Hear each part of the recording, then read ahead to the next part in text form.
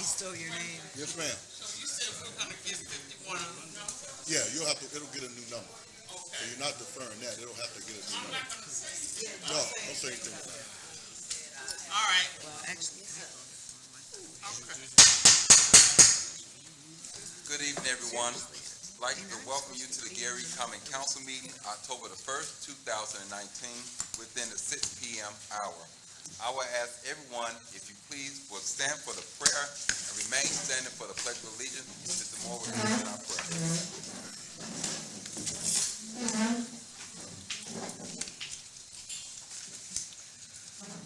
Our God, our Father in heaven, we thank you for another opportunity to acknowledge your greatness as the eternal God who has no beginning and who has no end.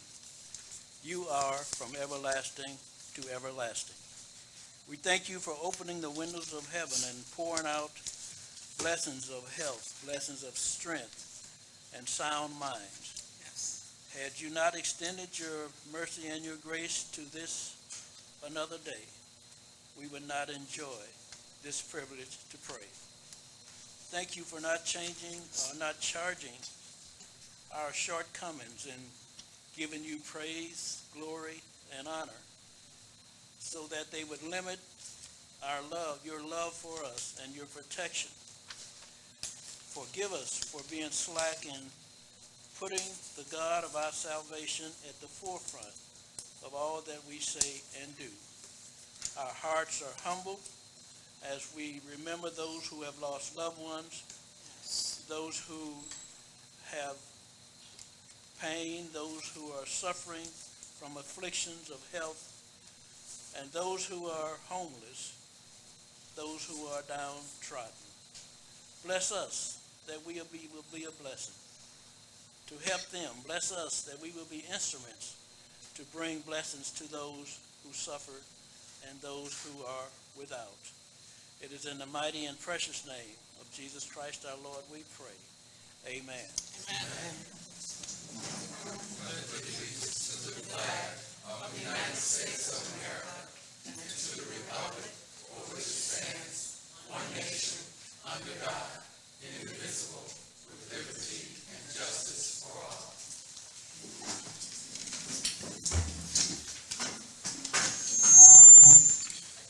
Thank you, Mr. Moore, for our prayer. Roll call, Madam Clerk. Councilwoman Brown, Present. Councilman Brown, Here. Councilwoman Caldwell. Here. Councilman Proko. Councilwoman Rogers. Councilman Smith. Here. Councilwoman Sparks Wade. Here.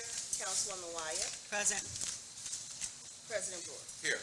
Mr. President, there are 7 present, 2 absent. With 7 present, 2 absent, we do have a quorum to conduct the business of the city of Gary.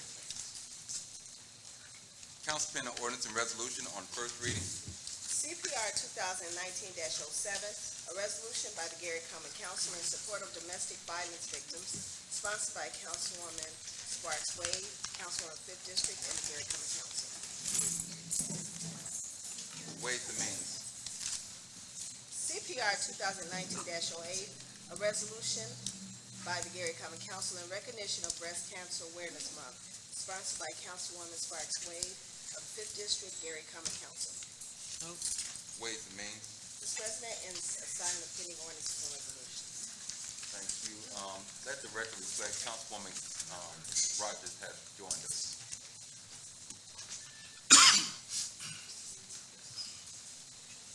Mr. President, Councilwoman Caldwell. Ways and Means has before CPR 2019-07. For the record, I approve this for reporting out to the committee. Councilwoman Brown?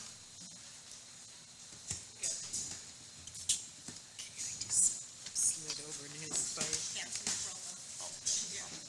Let the record show Councilman Poco has just joined us. I was taking over your spot. Good thing you got it.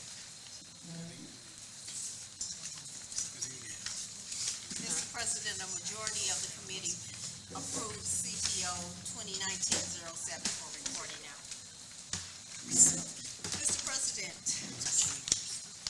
Ways and Means has before it CPR 2019-08. For the record, I approve this resolution for reporting out. Councilwoman Brown? Yes.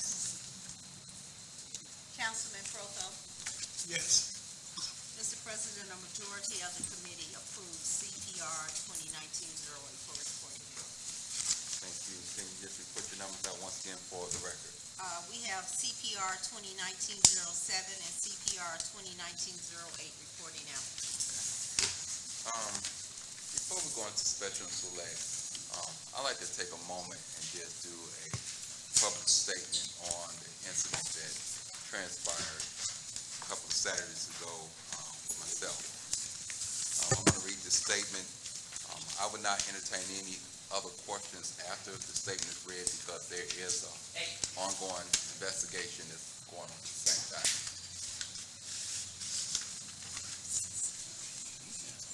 As a husband, father, I would never knowingly subject my family to public humiliation. As an elected official, I would never intentionally bring shame to my community. To the people I serve, to the citizens I lead, to the city I love. On September 21st, my vehicle was stolen from the County Market gas station in Gary, Indiana. I immediately reported this incident to the Gary Police Department and filed a report. I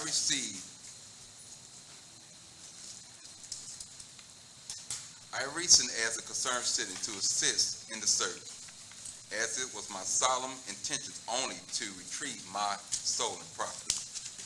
As I searched for my vehicle that particular Saturday, I believed that the car was stolen for the purpose of joyriding. As I did not locate my property Saturday, I checked my bank statement Sunday in an attempt to narrow the search. I discovered that the suspects were using my cars in Hammond and East Chicago, and I resumed my search. I sympathize with the residents of Gary. As a working class community, we labor tirelessly to make better lives for our family. We strive diligently to provide for our children. We simply want to be able to achieve life of peace and comfort and acquire the basic necessities. And we have the right to expect our personal property to remain in our possession without threat of theft, vandalism, spoil, or loss. I will continue to stand strong with the people of Gary and to be forthright and unify with my fellow elected officials in our decision to lead our people as we embark on new endeavors and productivity ventures, and we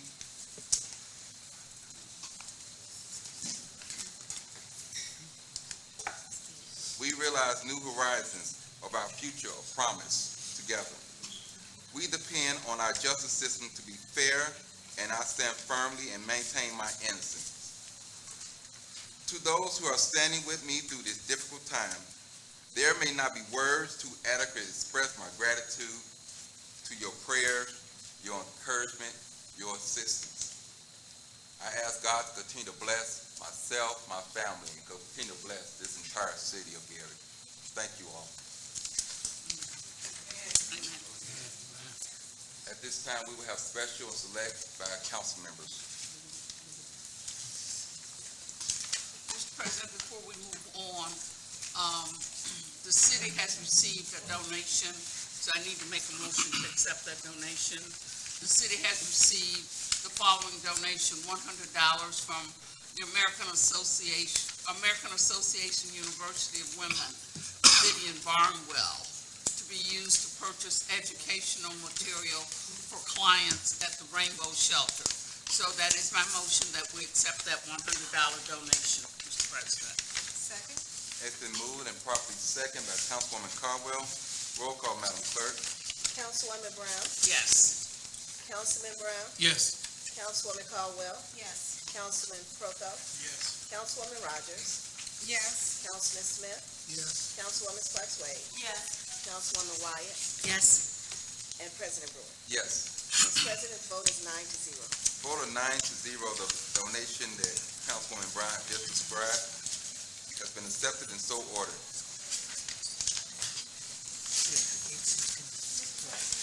Councilwoman Wade. I was blessed to be able to have an opportunity to participate in the on-the-table conversation at the Blind Social Center located at 4955 Broadway on this past, what was that, Tuesday? No, last week, what day last week? And, you know, I'm getting older. Oh, there's so many things, but in any event, we discussed public transportation in the region, and you just don't even know the challenges that those of the blind community and those who are visually impaired, the challenges that they incur on a daily basis just by trying to get transportation to where they want and need to go. And so we thank the Legacy Foundation for sponsoring it and the Blind Social Center for hosting it. Secondly, on this morning, I participated in a short meeting with a representative from the State Board of Accounts, not State Board of Accounts, State Board of Education, along with Mr. Robert Buggs. He's here today. He's a member of the school board, and president, I do believe, as well. And good to see Glenn Johnson. He is the president of the Lake Ridge school board. And it was interesting because they gave us 15 minutes, and as far as parents were concerned, my son is a student at Westside High School, and there are some issues, but some things are getting better. And we got an opportunity to speak with Katie Jenner, I believe is her name, and as well as Tony Walker. And on tomorrow, there will be a public meeting with the State Board of Education at IUN at the Arts and Sciences Building. And that the executive session starts at 9 o'clock, and then the public meeting begins at 9:30. And you want to get there so that you can sign in, so that you will be able to have some public comment. And we are discussing MGT, the management company that is the emergency manager for the Gary Public School Corporation, as well as those issues that are surrounding our Public School Corporation. And their contract is set to end in June of 2020.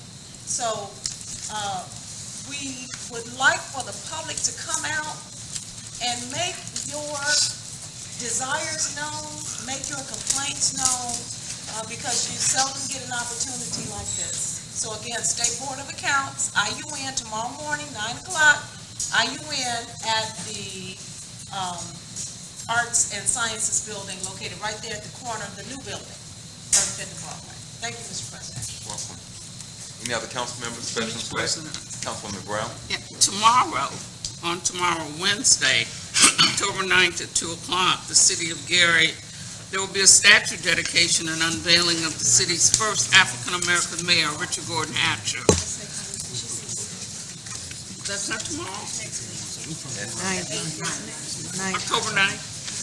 I'm sorry, I'm a week away, aren't I? I'm a week ahead of myself, I'm sorry, forgive me, you guys, okay. Sorry about that. I would, though, Mr. President, like to take this opportunity to extend some condolences. First of all, I'd like to extend my condolences to the family of Joseph Stephen Hunt, who was funeralized this past Friday, who was, well, I grew up with him, known him all my life. I'd like to also extend my condolences to the family of Judge Deidre L. Monroe, whose aunt, Shirley Baldwin, passed away. She'll be funeralized on Saturday at St. Paul Baptist Church. And I'd also like to extend my condolences to my girlfriend, Alice McGee, who passed away this past Friday and will be funeralized on Saturday at Guy and Allen Funeral Home at 2 o'clock. Thank you, Mr. President. Councilwoman Caldwell. Trunk or treat, light up the night for Jesus. Israel CME Church is having a trunk or treat for the children. For more information, you can contact Kathy or Blaine at 219-250-8447. Also, the International Black Film Festival returns for the 9th year. It will be October the 11th, 12th, and 13th at the IUN Northwest campus. For more information, you can check the website or we have flyers laying around. Look forward to seeing you. The show starts at 7:30. Thank you. Anyone else? Mr. President? Councilwoman Wyatt. Yes, I'd like to announce that the First District will have a community meeting to discuss the 5x5 cleanup with the administration. That will be on Monday, October 7th at 5:30 p.m., and it will be held at the Miracle Temple Church on Clay Street. So again, that's October 7th, 5:30 p.m., Miracle Temple. Thank you.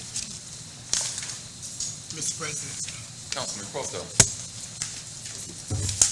November the 20th to the 23rd, the NLC conference will be held in San Antonio, Texas.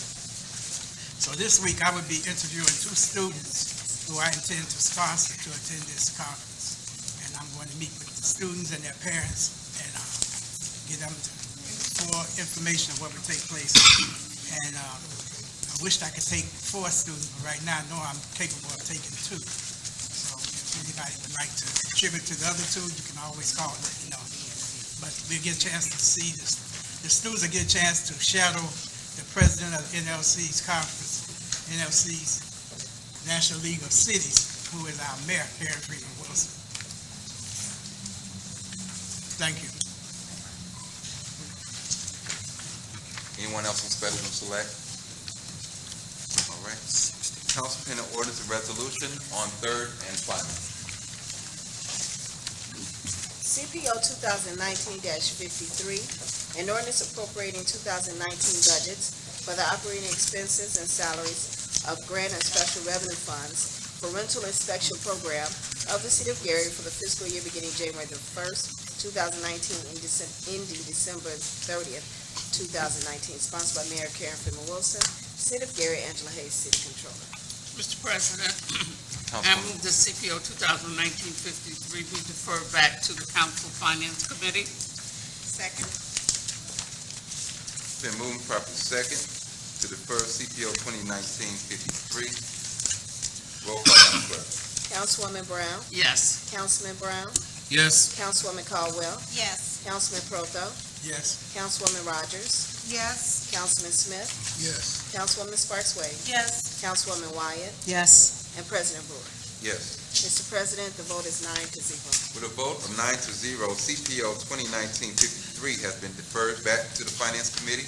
So ordered. CPO 2019-55, an ordinance revising the 2019 appropriation for the general salary budget for the fiscal year beginning January the 1st, 2019, ended December 31st, 2019. Sponsored by Mayor Karen Freeman Wilson, City of Gary, Angela Hayes, City Controller. Mr. President, I move that CPO 2019-55 be referred back to the Finance Committee. Second. Been moved properly second. Roll call, Madam Clerk. Councilwoman Brown, Yes. Councilman Brown, Yes. Councilwoman Caldwell, Yes. Councilman Proto, Yes. Councilwoman Rogers, Yes. Councilman Smith, Yes. Councilwoman Sparks Wade, Yes. Councilwoman Wyatt, Yes. and President Brewer. Yes. Mr. President, the vote is 9-0. Vote of 9-0, CPO 2019-55 has been deferred back to the Finance Committee. And so ordered. CPO 2019-56, an ordinance approving the amended and restated local agreement between the City of Gary and Majestic Star Casino LLC and Majestic Star Casino 2 LLC, sponsored by Mayor Karen Freeman Wilson, City of Gary, Angela Hayes, City Controller. Mr. President, Councilman Brown. I move the CPO 2019-56 be referred back to the Finance Committee. Second. Been moving properly second. Roll call, Madam Clerk. Councilwoman Brown, Yes. Councilman Brown, Yes. Councilwoman Caldwell, Yes. Councilman Proto, Yes. Councilwoman Rogers, Yes. Councilman Smith, Yes. Councilwoman Sparks Wade, Yes. Councilwoman Wyatt, Yes. and President Brewer. Yes. Mr. President, the vote is 9-0. Vote of 9-0, CPO 2019-56 has been deferred back to the Finance Committee. So ordered. CPO 2019-57, an ordinance appropriating monies for the purpose of defraying expenses of the General Parks Point seated CCL MVH LRS Fire Pension and Police Pension Tax Base Funds of the City of Gary, Indiana for the fiscal year beginning January the 1st, 2020 and ending December 31st, 2020, including all outstanding claims and obligations and fixing a time the same shall take effect. Sponsored by Mayor Karen Freeman Wilson, City of Gary, Angela Hayes, City Controller. Mr. President, Councilman Brown. I move that this ordinance we refer to October 8th. We have the Budget Committee hearings.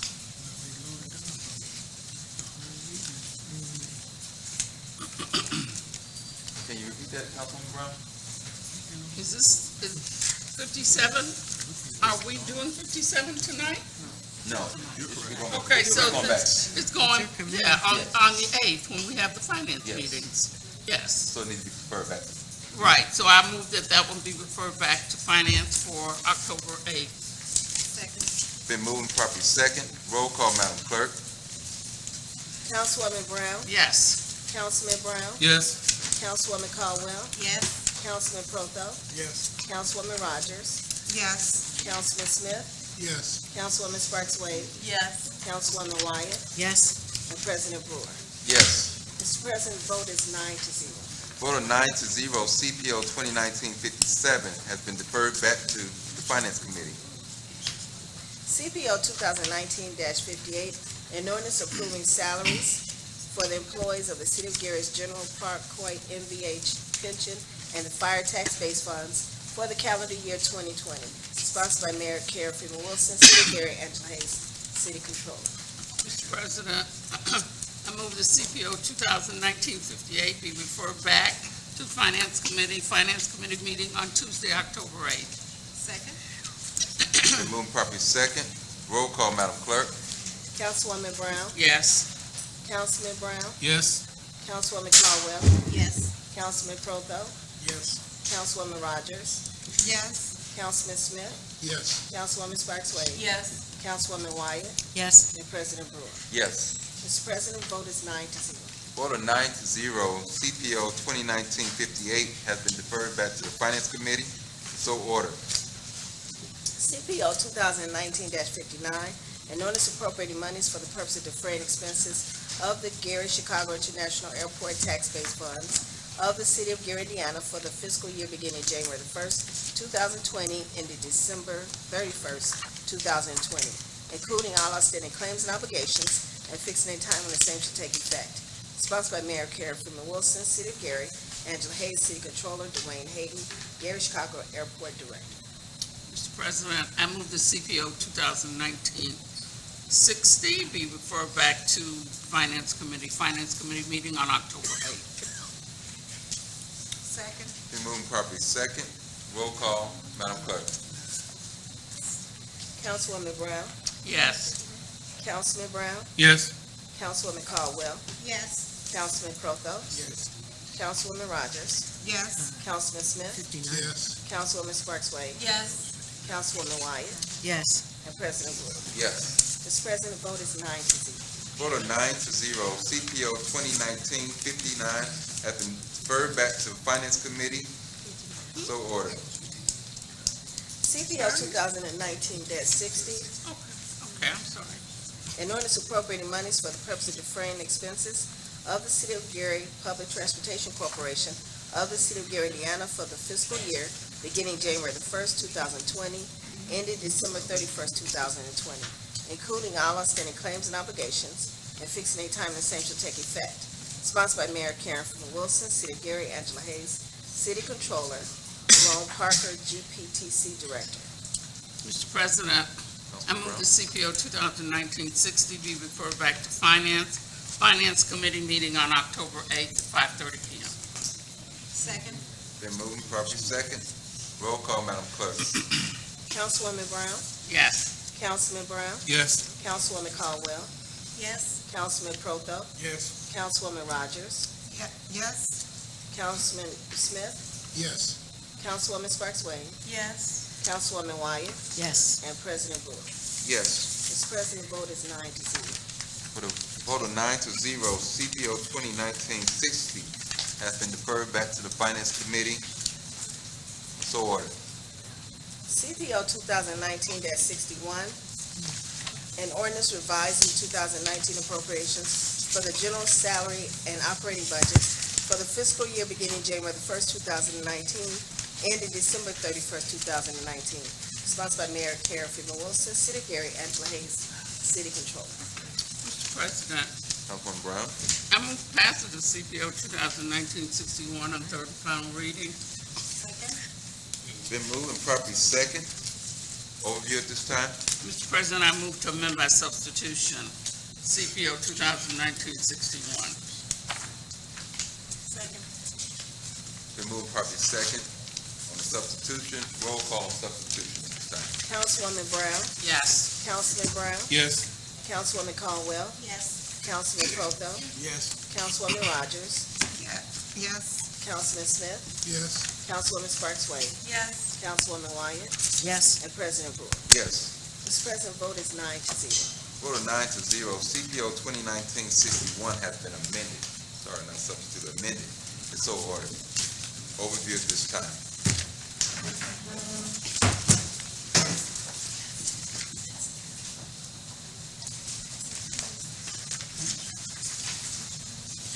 Mr. President, members of the council, and members of the public, good evening. This is an ordinance that is being used to help with our accounts payable. We are taking one of the vehicle maintenance positions out of vehicle maintenance and moving it to the finance department so that we will be able to pay the bills for vehicle maintenance and for, quite frankly, all of the Public Works Department. We have found that there has been sort of a disconnect in the processing of those bills, and we believe that by dedicating a person to the Public Works Department, this will allow for easier payment and for more expeditious payment of the bills. This was discussed with both the Public Works Director as well as General Services and the Vehicle Maintenance Supervisor. They believe that they can continue to function and service the city's vehicles. This position has been vacant for some time, and the concern that the Vehicle Maintenance Supervisor has is that the bills get paid because that impacts his ability to get the materials that he needs to fix the vehicles. Is there any question by council members? Thank you, Mayor. Tonight is set aside for public portion. Anyone that would like to speak for or against CPO 2019-61, you have 3 minutes to speak on this ordinance. Good evening, Mr. President, members of the council. My name is Jim Nowacki. I live in the 2nd District, and I would consider it a revelation that we find that our ability to get materials, get repairs done, involves paying our bills. It would surprise any of us to think that we could demand services and material without paying our bills. Perhaps putting another person on the job to make sure those bills get paid in a timely manner will assist the department in their responsibilities to keep our equipment in good, sound repair and service. But it just I would urge the council to give some consideration that while the news has been rife with stories about the city's financial problems, and all of us recognizing that when the city has financial problems, that's going to impact how we pay our bills, how we keep our accounts up to date, and keep the vendors, be responsible to our vendors to hold ourselves accountable for the four corners of any contract we enter into. Now, I'm going to hope that having someone whose responsibility is to make sure those bills get paid is going to help. I always thought we had someone responsible for that. I thought it was the administration.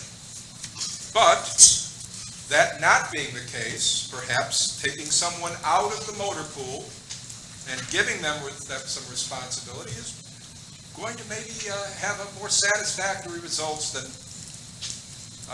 the current situation. So if the council has no questions, the administration, why we haven't been making a priority of paying the bills on time so that the equipment, material, services can be provided, keep that equipment in a working condition, providing good service to the citizens, then I have no questions. But I'm going to hope that this person from the motor pool is going to do a much better job than the administration. Thank you. Seeing no one else, public portion is now closed. The discussion, council members. Roll call, Madam Clerk. Councilwoman Brown? Yes. Councilman Brown? Yes. Councilwoman Caldwell? Yes. Councilman Proto? Yes. Councilwoman Rogers? Yes. Councilman Smith? Yes. Councilwoman Sparks Wade? Yes. Councilwoman Wyatt? Yes. And President Brewer. Yes. Mr. President, the vote is 9-0. Vote of 9-0, CPO 2019-61 has passed on third and final, so ordered. Mr. President, and spending ordinances and resolutions on third and final. Council pending ordinance resolution on second reading. CPR 2019-07, a resolution by the Garrett Common Council in support of domestic violence victims, sponsored by Councilwoman Sparks Wade of the 5th District, Garrett Common Council. Can we do an amendment on that on the floor now? Yes. Let's clean it up. Mr. President, we would like to amend, and also we would like to make sure it's Councilwoman Sparks Wade of the 6th District. So there's a motion to amend CPR 2019-07. Is there a second? Second. Been moved properly second. Roll call, Madam Clerk. Councilwoman Brown? Yes. Councilman Brown? Yes. Councilwoman Caldwell? Yes. Councilman Proto? Yes. Councilwoman Rogers? Yes. Councilman Smith? Yes. Councilwoman Sparks Wade? Yes. Councilwoman Wyatt? Yes. And President Brewer. Yes. Mr. President, vote is 9-0. Vote of 9-0, CPR 2019-07 has been amended with Councilwoman Sparks Wade being in the 6th District. Councilwoman Caldwell. Mr. President, we would like to suspend the rules and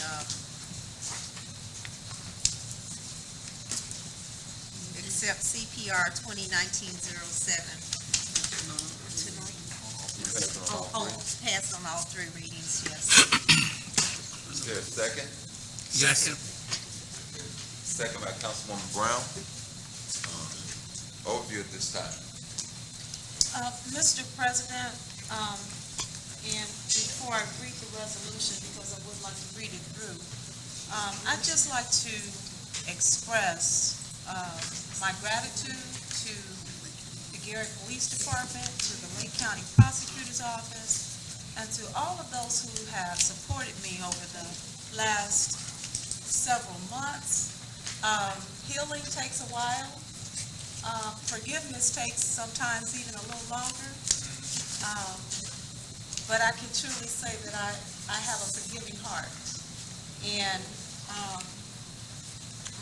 because if our Heavenly Father forgives us, we have to forgive other people. Amen. Okay? So I'm not missing my seat in heaven. In any event. But yet there are gaps in services. There are situations where victims are not in a position to get, for instance, your phone number changed, to be able to get all of your clothes and possessions and whatnot. And my batterer actually filed a civil suit in order to get his possessions that he had been given an opportunity to come get and didn't show up. And so, you know, you go through all of these things that people don't know about. And it's a constant type of thing. And so we were in court on this past Friday. Mine has not been adjudicated yet. We're not finished. We did get a court hearing April 6th of 2020, but they've been trying to delay. Someone who is not as resourceful as myself, who don't understand how to maneuver, could lose hope, could drop the charges, could leave town, that sort of thing. This is a disease in our communities that must be addressed. We cannot be silent. This is called the silent killer because nobody wants to talk about it. Nobody wants to actually believe that women are being abused in their homes, that whether it be physically, psychologically, emotionally, financially, and the list goes on and on. And there are 15% of our men are also being abused. So let's not leave them out. And I just admonish the community to take a look at those in your neighborhood, those in your family, women who appear to be under the control of, because it doesn't start out as physical abuse. It never does. They're a sneaky, tricky kind of devil. And they seep in through a door that you thought was closed. And they don't come with a broomstick and a hat and a witch hat. They come dressed up just the way you like them. Okay? And so we have to, again, be aware that this goes on. And any woman or any man that you see is under the control of another person, then pull them to the side and ask, can you help? All right. Thank you, Mr. President. And I'll read the resolution. Whereas domestic violence includes all forms of physical, emotional, psychological, sexual, verbal, spiritual, and financial abuse, including what is often a pattern of battering, threats, intimidation, isolation, and economic coercion used by one person to exert power and or control over another person in the context of intimate dating, family, or household relationships. Whereas examples of domestic violence includes, but is not limited to, name-calling, isolating you from family and friends, telling you who you can and cannot see or talk to, threatening to leave you, controlling what you do, drives recklessly to frighten you, damaging property when angry, preventing a call to police or for medical attention, trapping a partner in their home or keeps them from leaving, pushes, slaps, kicks, bites, or chokes, hurts children and or pets, appears jealous of a partner's outside relationships, forces unwanted sexual activity, does not ask consent for sexual activity, continually criticizes, acts possessive, monitors daily travel, phone calls, and with whom time is spent, accuses a partner of cheating, sabotages work by stalking or harassing at the workplace, controls how money is spent, withholds money or gives an allowance, demands a partner's public benefits, denies access to bank accounts. Whereas the epidemic of domestic violence is found in all types of communities and family structures, ignores no ethnicity or race, is not prejudiced towards any socioeconomic status, is not biased by any educational background, is suffered by all sexual preferences, and devastates young and old, women, children, and men alike. Whereas those experiencing domestic violence often suffer in silence and feel deep and misplaced shame, stigma, embarrassment, and humiliation because of their abuser's choices. Whereas more than 1 in 3 women, 35.6%, and more than 1 in 4 men, 28.5% in the U.S. report having experienced physical violence, rape, and or stalking by an intimate partner in their lifetime. Whereas nearly 20 people per minute are physically abused by an intimate partner in the United States. During 1 year, this adds up to more than 10 million women and men. Whereas every day in the United States, 5 women are murdered with guns. Many of these fatal shootings occur in the context of a domestic violence or intimate partner relationship. However, women are not the only victims. Shooters have often made children, police officers, and their broader communities additional targets of what begins as an intimate partner shooting. In fact, one study found that more than half of the mass shootings in recent years have started with or involved the shooting of an intimate partner or a family member. Whereas 85% of domestic violence victims are female, 15% are male.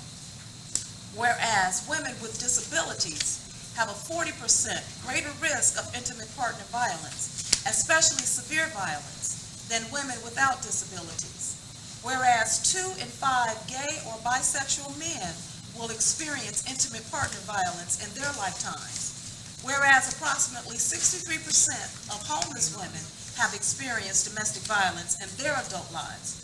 Whereas approximately 5 million children are exposed to domestic violence every year, children exposed are more likely to attempt suicide, abuse drugs and alcohol, run away from home, engage in teenage prostitution, and commit sexual assault crimes.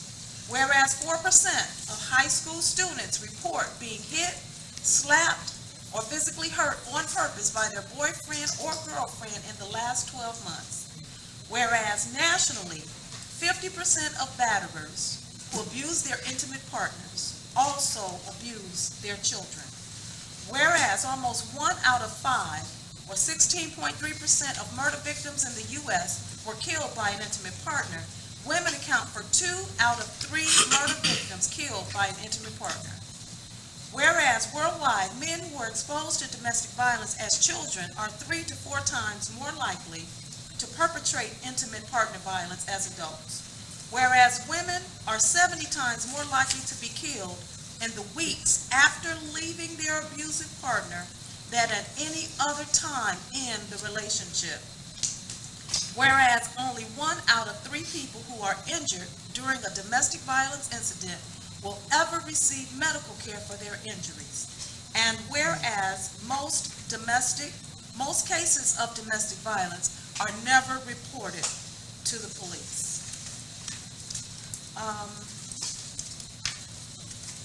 Now therefore be it resolved by the Common Council of the City of Gary, the month of October 2019 be recognized as Domestic Violence Awareness Month. We will refuse to tolerate or defend instances of domestic violence and publicize systems for reporting abuse, and that we will move beyond denial and disbelief and break the silence on domestic violence by acknowledging through exposure and leadership the existence of domestic violence that occurs within our community, and by encouraging victims and survivors to seek help and healing. And the number to the National Domestic Violence Hotline is 1-800-799-SAFE or 7233. Thank you, Mr. President. Thank you, Councilwoman. Is there any questions by council members? Some unfortunately, that you have to be the one to sponsor this resolution, not because it's a bad resolution or anything, but you just experienced this personally yourself. And I know the struggles continues to go on as you have to continue to go through changes with the whole situation with the case and everything also. So my prayer continue to go after you. Roll call, Madam Clerk. Councilwoman Brown? Yes. Councilman Brown? Yes. Councilwoman Caldwell? Yes. Councilman Proto? Yes. Councilwoman Rogers? Yes. Councilman Smith? Yes. Councilwoman Sparks Wade? Yes. Councilwoman Wyatt? Yes. And President Brewer. Yes. Mr. President, the vote is 9-0. Vote of 9-0, CPR 2019-07 has passed on all three readings. CPR 2019-08, a resolution by the Gary Common Council in recognition of Breast Cancer Awareness Month, sponsored by Councilwoman Sparks Wade, 6th District, Gary Common Council. Mr. President, Councilwoman Caldwell. we'd like to move for passage CPR 2019-08 on all three readings. Second. And amend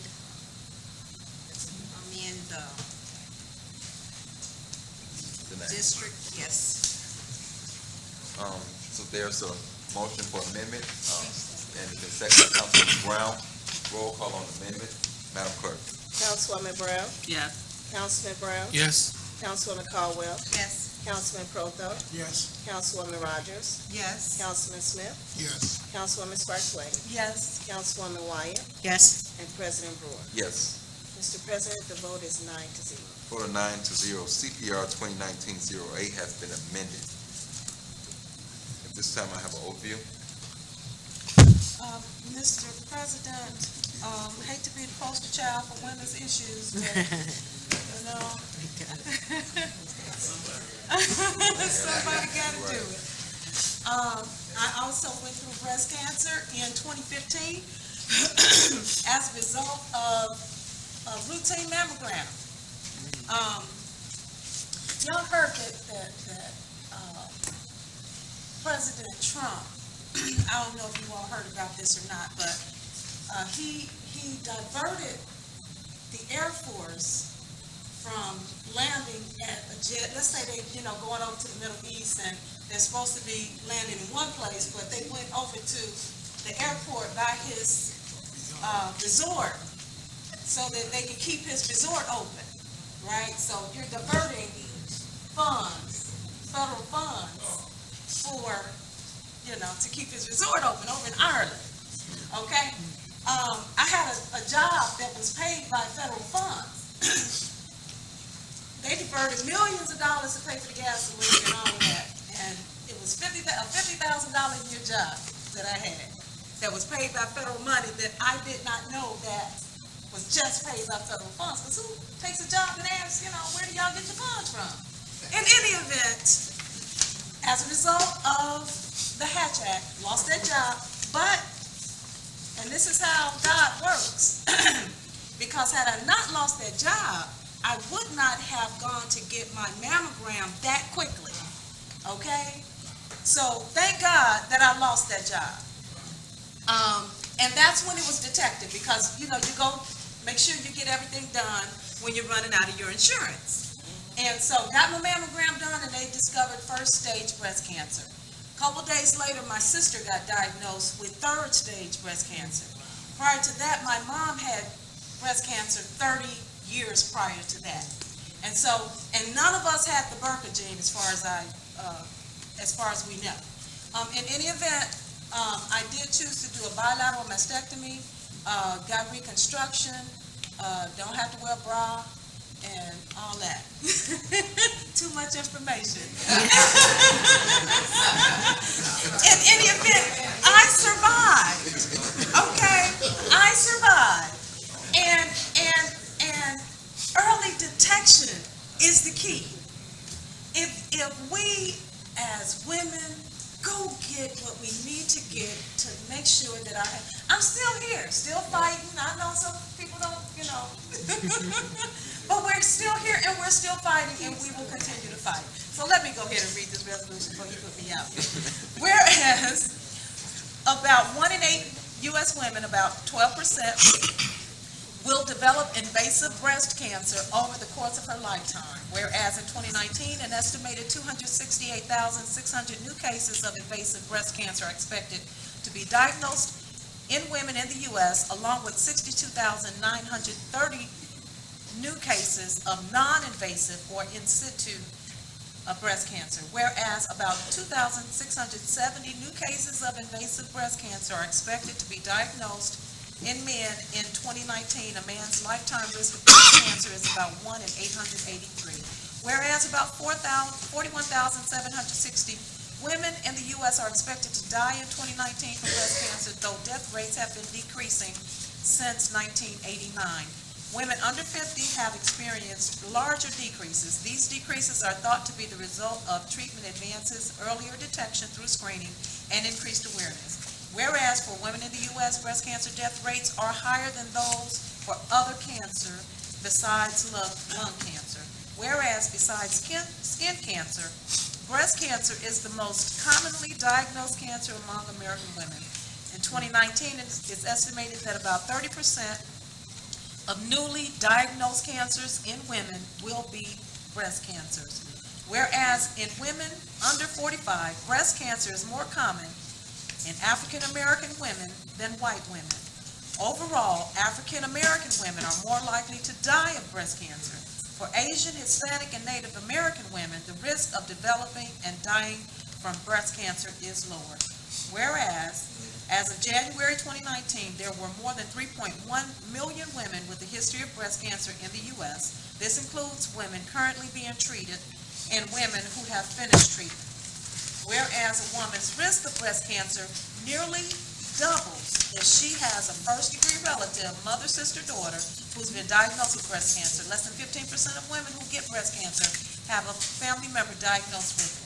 Whereas about 5 to 10% of breast cancers can be linked to gene mutations inherited from one's mother or father. Mutations in the BRCA1 and BRCA2 genes are the most common. On average, women with the BRCA1 mutation have up to a 72% lifetime risk of developing breast cancer.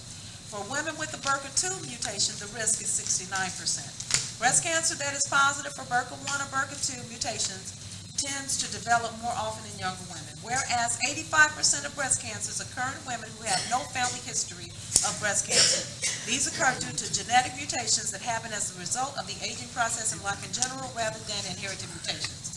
Whereas the most significant risk factors for breast cancer are gender, being a woman, and age, growing older.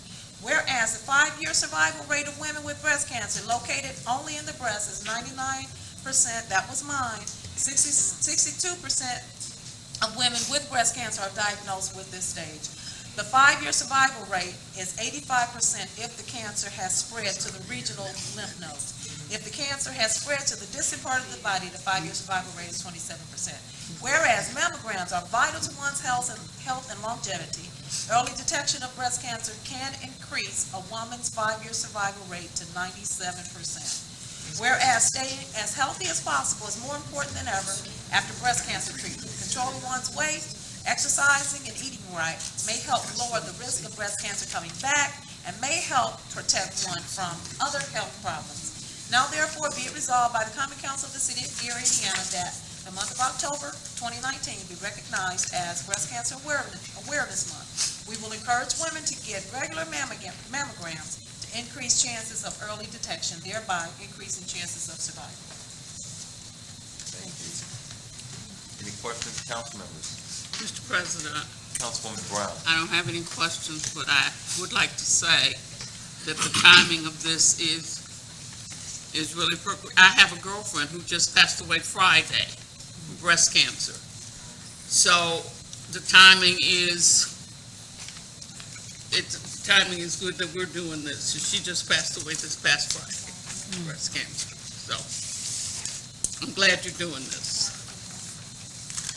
Mr. President, Councilwoman Wyatt.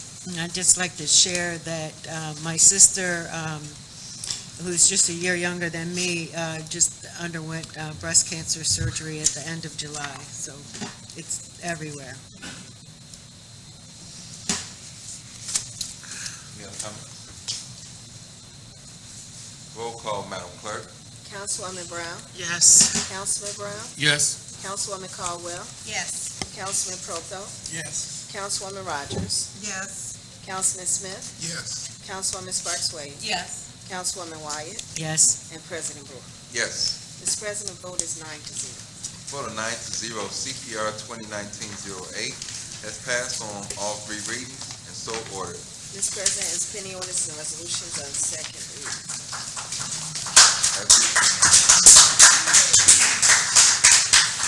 At this time, we will have the mayor's report. Thank you, Mr. Testing. Good afternoon again, Mr. President, members of the public.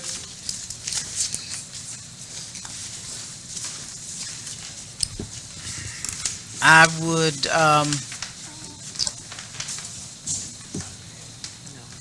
first add my condolences to the family of Rosie Gamble.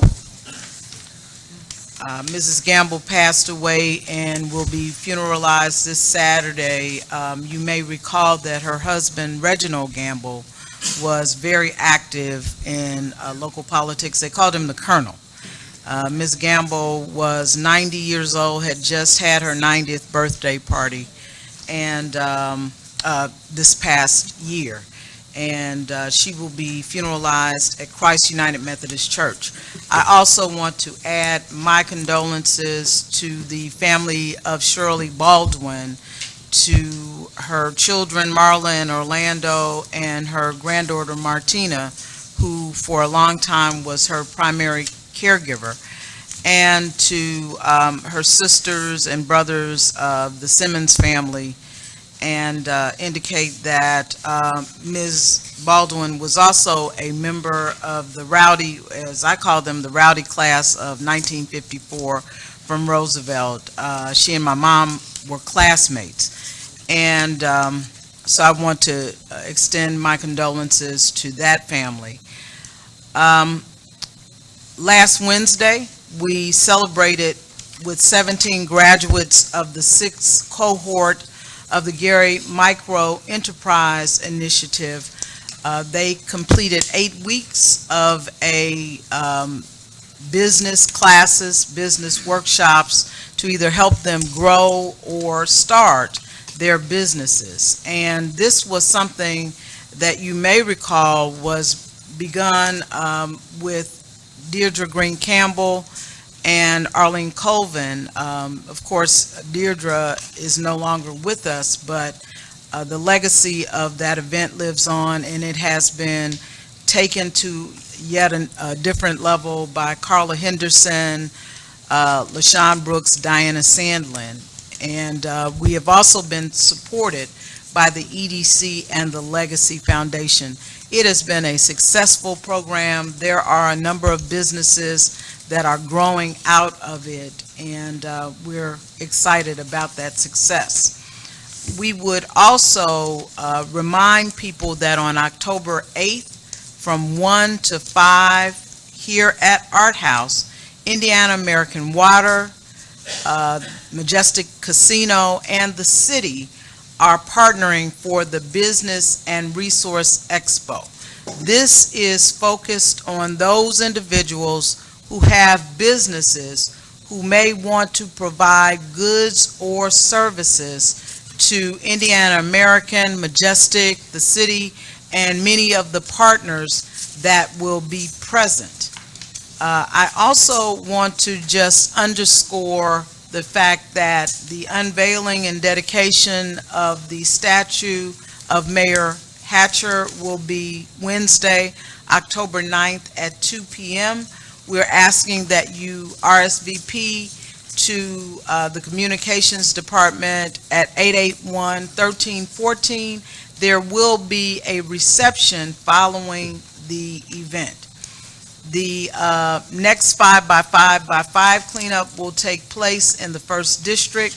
There will be a meeting October 7th at 5:30 at the Miracle Temple Church of God in Christ, 4709 East 13th Avenue. I also would encourage individuals to volunteer for Blightbuster Day, which will be held October 19th, 2019, and we are going to be focused on the 25th Avenue corridor from Grant to Burr.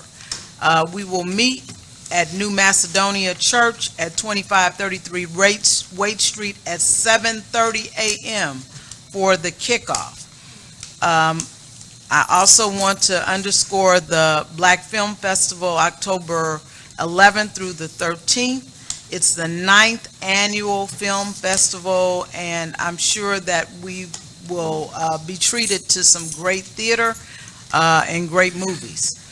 There will be a Harvest Festival and Trunk or Treat that will be held Thursday, October 31st at the Hudson Campbell.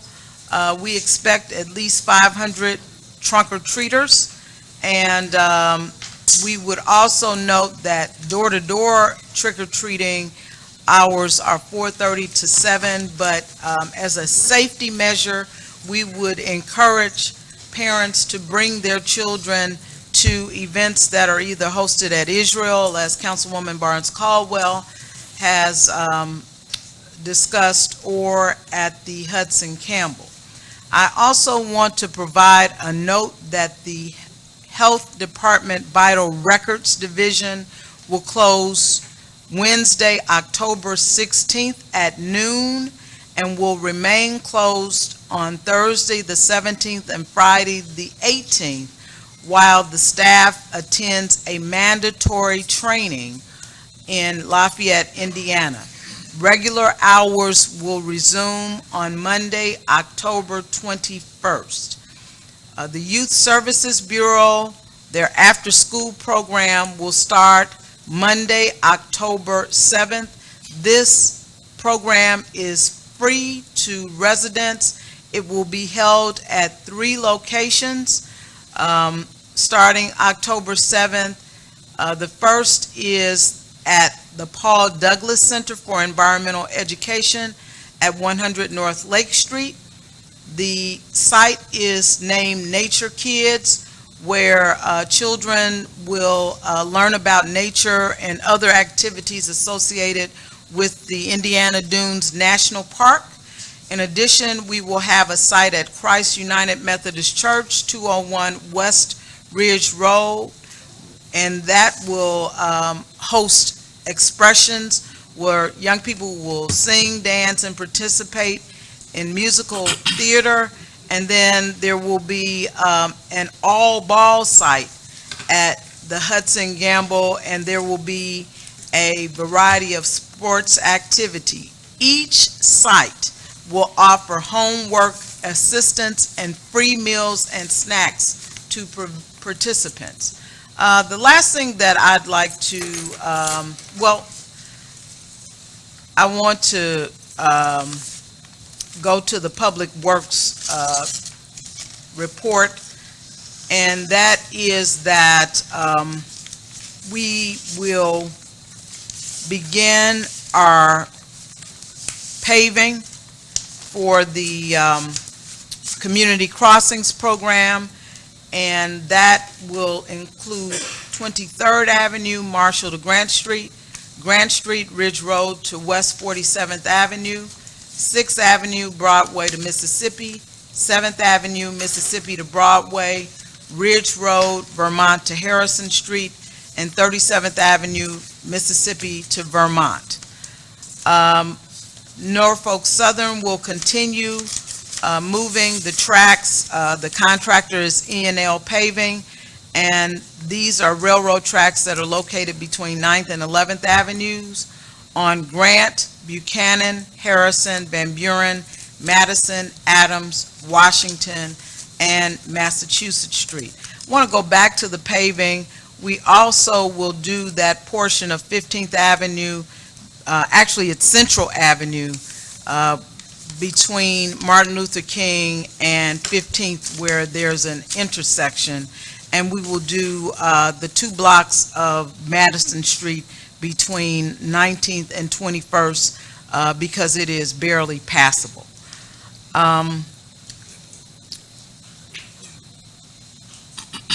The traffic signal replacement project continues. We are having meetings every week with the Lake Street contractors and the community. They are being held at the Revolution Church on Thursdays at 6:30 p.m.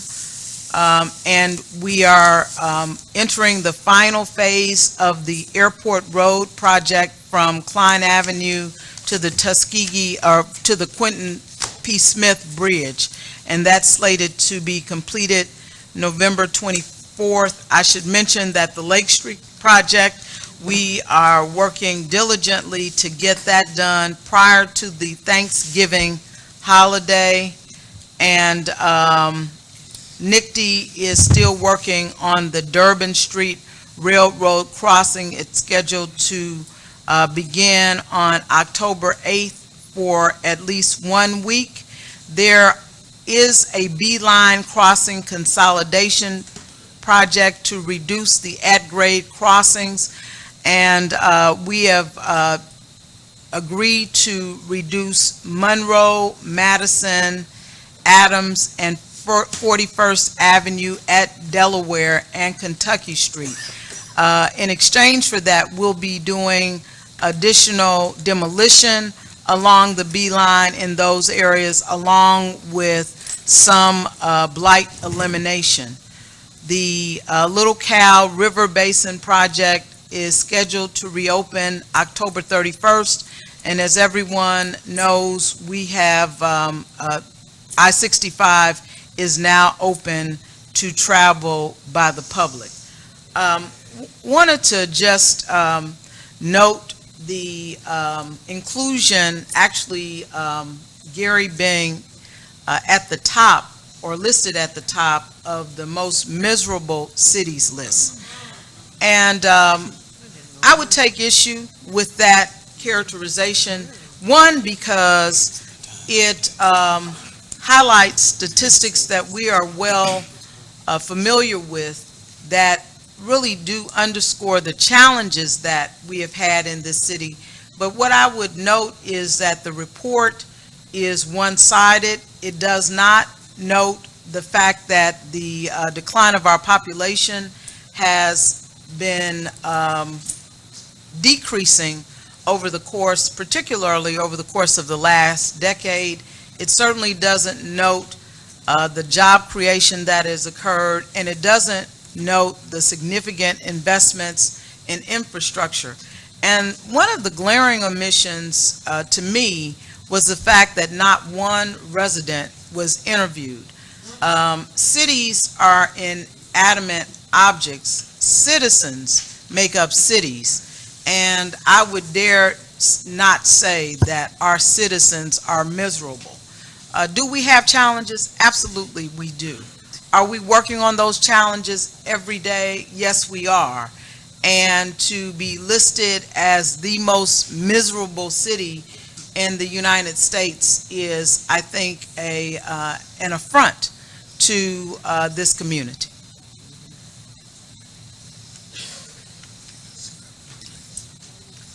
Any questions for the mayor? Council members? Thank you. Mayor, to the last statement, I read that also, and was very unbelievable to hear such a story about our city. Because you take that in, you mean everyone here is miserable in this community here. And I don't see that when I talk and I greet, visit homes, visit neighborhoods. I don't see that. I see a community of people that's here because they want to be here, not because they have to be here. They want to be here, and they take pride in their community. So people can write what they want to write about our city.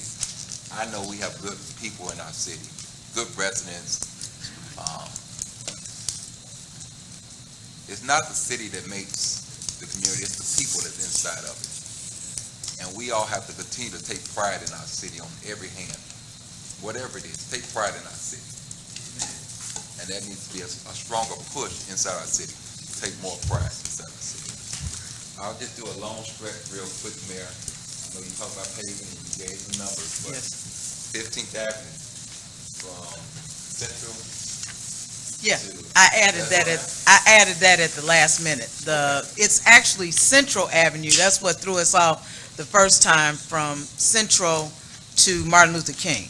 It's just a little stretch of the part that we didn't get. But nothing on 15. No. Post office on that. No, that is on the other paving list, but we don't have the funding at this time. That was the funding that we were going to use, we were gonna use the sale leaseback dollars for that, for some of that. Thank you, ma'am. We have a few speakers tonight. Michaela, you first. Did I mess your name up again? Okay, I did, okay. Ms. Walker, you be second. Waving yours. Mr. Wacky, you'll be. Shoot, I forgot. Good evening. Is this thing on? Yeah, let's see. Oh, okay. I can't hear very well. I've had bronchitis for like a month and a half. In light of recent events, I think,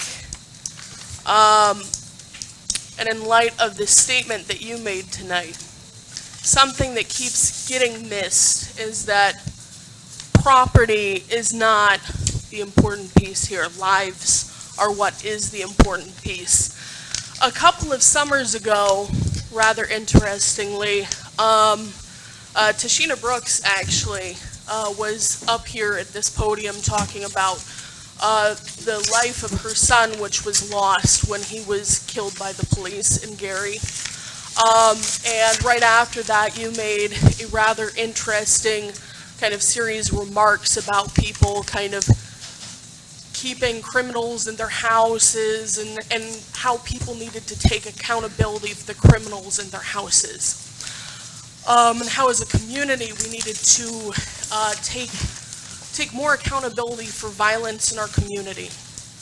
And unfortunately, the criminals in our houses are the criminals in this house.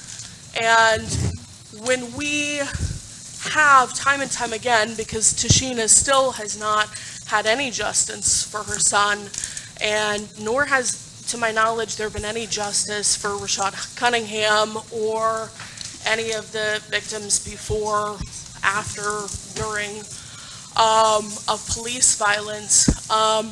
When people in positions of power commit violent acts, there aren't consequences in the way that there are for everyone else. And in our communities, we label everyone else as criminals. And we dehumanize those people. And when they commit property crimes, we dehumanize them. And when we talk about violence against them, we dehumanize them further. And we blanket everything as something about a property crime, when in fact what occurred was a violent act.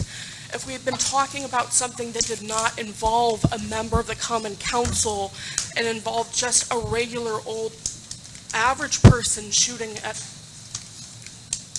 children in a car, we wouldn't be talking about property crime. We'd be talking about a violent act. Because a lot of people in this room and a lot of people in this community have known the experience of losing children to violence that has come from being shot at in cars. Mr. Nowacki? Then Mr. Buggs, you'll be next. Good evening, Mr. President, members of the council. My name is Jim Nowacki. I live in the 2nd District, and I appreciate the comments you made at the opening of this meeting. I've been a resident of this city for 21 years, and 21 years I've, on a daily basis, read our great daily newspapers, the Post, the Hammond Times. I've read the Gary Crusader every week. I've watched television. I listen to the radio. And I can say in 21 years that I do not have a recollection of a report of children stealing a car and joyriding. Now, this is not because it doesn't happen. It's not because it's not a serious offense. Matter of fact, children joyriding and experienced drivers can not only contribute to property damage, but can also be a contributor to perhaps mortal circumstances for bystanders. Matter of fact, they can even be a hazard to their own health. These inexperienced drivers, it becomes more serious when those children are involved in a high-speed chase. As a matter of fact, most police departments will not engage in high-speed chases, not with teenagers or not with experienced drivers. It's considered a risk to the public. So, Mr. President, when we refer to the incident that has been reported in the newspaper and the circumstances of that, the report of the children stealing a car and go joyriding is only incidental to that story. As a matter of fact, it probably wouldn't have been reported at all if it weren't for the circumstances that came afterwards. And Mr. President, you may not be aware, but that story is not only a national story, but it's an international story, and has been covered in almost every market of this country, including the national wire services. The internet is alive with the coverage of it, and the problem and the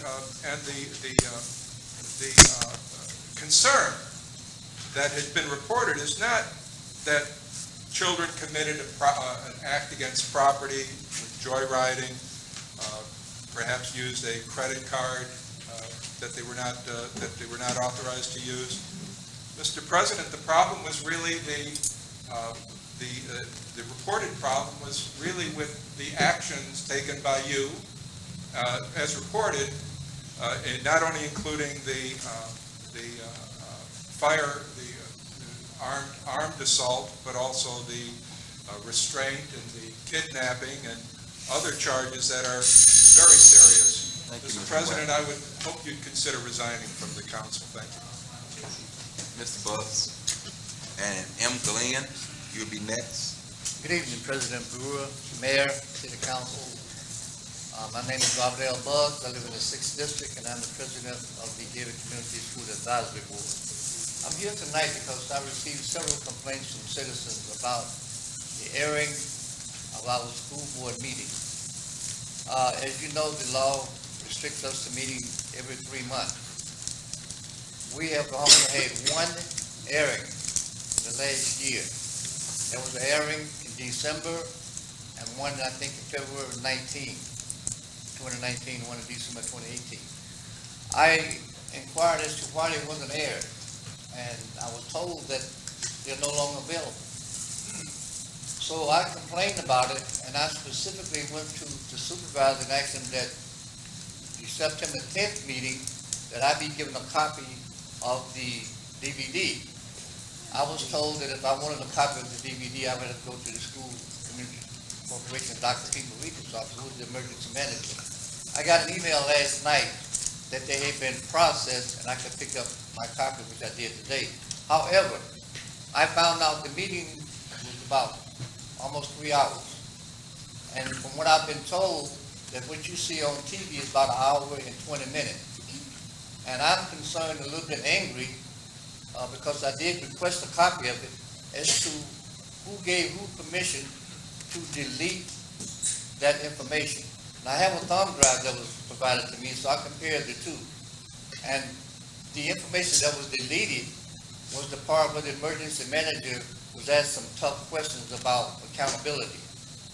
Now, I don't know, I went to the school today and asked them who deleted that information, and I was told by the Gary Community School Corporation that it was processed and brought back and given to them from the city. Now, I still would like to know who gave permission to who to delete at least an hour and a half of our meeting. And I also would like to know what happens to the December 2018 DVD and the one in February 19. I know this public access, and some citizens can't make it to the school board meetings. So if they're going to be filmed, then they should be aired. That is the purpose of it, for information. So I would like to know where those two tapes are, if they can find them, And I really want to know whose permission was it, who gave the order, or whatever it was, to delete the September 10th meeting, which was 2 hours and a half long. And what you see on TV is about 1 hour and 20 minutes. I've complained about it, and I advised the person that was taking the meeting that his supervisor told me to make that copy available to me. He said no. He made him available and gave it to the emergency Thank you, manager. Mr. Said, Buck. I wanted a copy. I'll look into it and get back with you. Thank you. Ms. Johnson?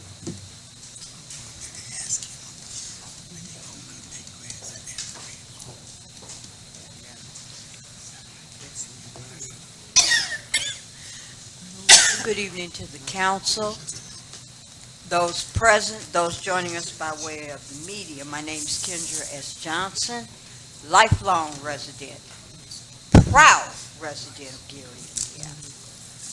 I'd like to give my condolences to those that have lost loved ones as well. Also, October is Fire Prevention Month. And many of you know the story of my losing my grandson, which will be 3 years in December, as well as losing the home I was renting to own when it was firebombed by some female wannabes, gang members that I stood up to in the neighborhood. So I have a passion for our firefighters and the service that they give to our city.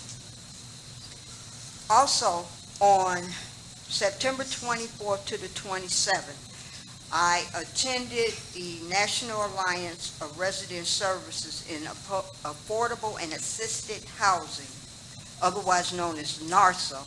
It was their 17th annual Resident Service and Resident Leaders Conference. This year was held in New Orleans, but I didn't have time to enjoy the sightseeing.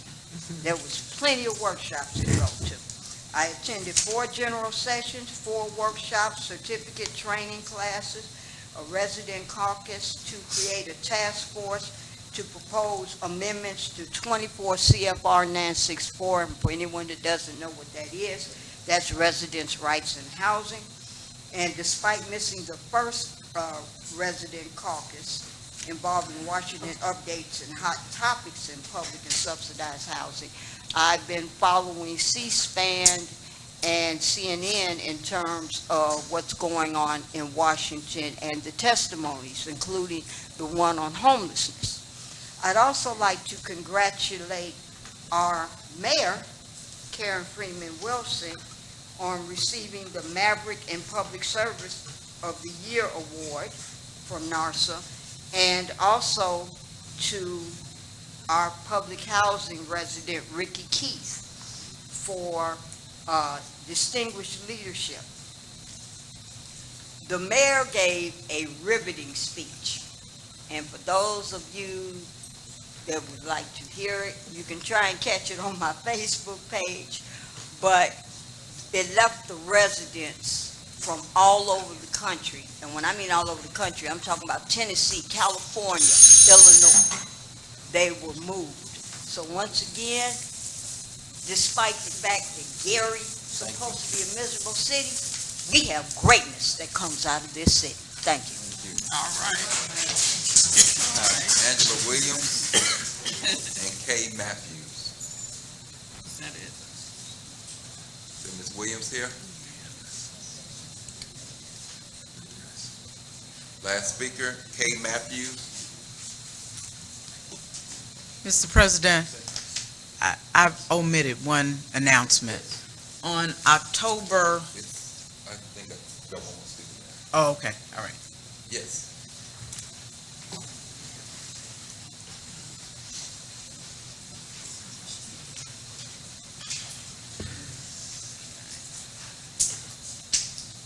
You have sent today. My name is Matthews, Kathy Matthews. First, I'd like to give honor to my God. And also, I'd like to congratulate our mayor. She's doing great. She spoke about money, this money that we are asking too much for what we have. This job here, when Karen Freeman got this job, we was in debt then. And you know, you come to me, like anybody comes to me and say, hey, I want you to get bread, this and that and this and that, but you gonna give me half of what I need to buy it with. So this is a problem she been having, you know, like people before her. But we cannot point finger and say, oh, this ain't right and that ain't right. That's not right. So we are the people, quite often people of color, we have fell behind many things because we do not work together. When somebody throw a ball at somebody, and I'm not gonna ask where it comes from, but why you are throwing it? Thank you. Thank you. That's our last speaker for tonight. Public portion now closed. I just wanted to make everyone aware that on October 29th at 6:30, we will be having a ceremony to acknowledge both the victims of murder with an emphasis on those who were murdered as a result of domestic violence. That is going to be a part of our Domestic Violence Awareness Month. So I wanted to make sure that everyone at least made a note of that, October 29th, and there will be details to follow. Just a quick note for the public acknowledgement. The meetings that's going to take place October 8, 2019, those finance meetings will be here, right here at Art House, starting at 5:30. So that's going to be a long night there. So all those meetings will take place right here at Art House, starting at 5:30 on the 8th. I'll entertain a motion for adjournment. Now adjourned. Have a blessed night. Right here, Mr.